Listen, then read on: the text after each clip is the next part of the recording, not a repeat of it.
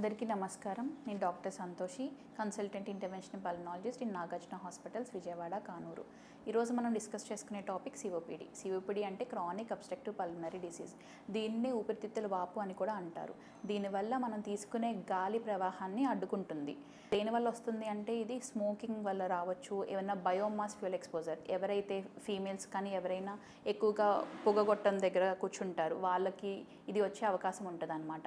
వాళ్ళతో పాటు air pollution అవ్వచ్చు, ఏమైనా కెమికల్ ఫ్యూమ్ ఎక్స్పోజర్ అవ్వచ్చు, ఏదైనా డస్ట్ ఎక్స్పోజర్, ఎక్కడైతే స్మోకింగ్ ఎక్కువ ఉంటుందో దానివల్ల మనకు వచ్చే ప్రాబ్లం అనమాట. ఇది వీళ్ళలోనే కాకుండా ఏజ్ పెరిగే కొద్దీ 40 years ఎబోవ్ వాళ్ళకి కూడా వచ్చే అవకాశం ఎక్కువ ఉంటుంది. దీంతో పాటు జెనెటిక్ డిసార్డర్, ఆల్ఫా-1 యాంటీట్రిప్సిన్ అనే జెనెటిక్ డిసార్డర్ వల్ల కూడా ఇది రావచ్చు అనమాట. సో దీనికి ఇది ఉందా లేదా ఎలా తెలుసుకోవాలి అంటే మనం కొన్ని సిమ్టమ్స్ ఉంటాయి, దాన్ని బట్టి మనం నెక్స్ట్ స్టెప్ ఏం చేయాలనేది తెలుస్తుంది అనమాట. ఆ సిమ్టమ్స్ ఏంటంటే ఎవరికైతే ఆయాసం ఎక్కువగా వస్తుందో, లేకపోతే దగ్గుతో పాటు కఫం ఎక్కువగా వస్తుందో వాళ్ళల్లోని, ఛాతీ నొప్పి కానీ ఛాతీ బిగబట్టినట్టు కానీ ఉన్న వాళ్ళల్లో కూడా ఉండొచ్చు అనమాట. అవి కూడా రావచ్చు. దీంతోపాటు వీజింగ్, పిల్లి కూతలు కానీ విజిల్ సౌండ్ కానీ అలా ఏమన్నా వస్తున్నా సరే ఇది ఉండే అవకాశం ఉంటుంది అనమాట.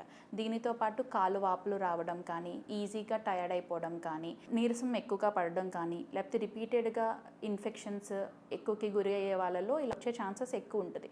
సో మనం అది ఇలా ఉన్నాయి అంటే మనం దాన్ని అబ్జర్వ్ చేసుకుని వెంటనే డాక్టర్ని కన్సల్ట్ చేయడం బెటర్. దీన్ని ప్రివెంట్ చేయడం ఎలా?